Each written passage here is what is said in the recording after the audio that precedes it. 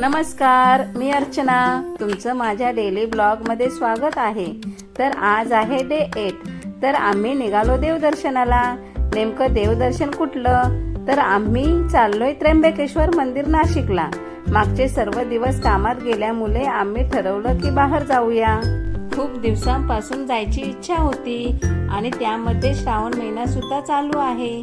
मग आम्ही लगेच प्लॅन केला.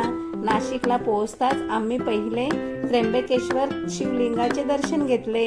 रात्रीची वेळ असून सुद्धा दर्शनासाठी भाविकांची खूप गर्दी होती.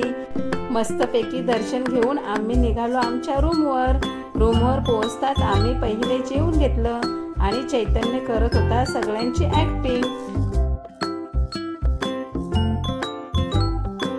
सकाळ झाली, उठले, फ्रेश झालो, रेडी होऊन आम्ही निघालो नेक्स्ट डेच्या देवदर्शनाला. पहिले गेलो गजानन महाराजांच्या मंदिरात, नंतर गेलो श्री स्वामी समर्थ मठ नाशिक मध्ये.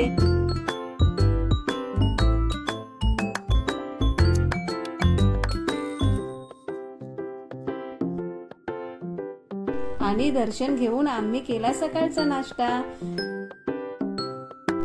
नंतर गेलो श्री स्वामी राम मंदिर दिंडोरी मध्ये. तर अशी होती आमची 2 दिवसाची ट्रिप. तुम्हाला जर ब्लॉग आवडला असेल तर लाईक करा, शेअर करा, सबस्क्राईब करा. भेटूया उद्याच्या ब्लॉग मध्ये. बाय.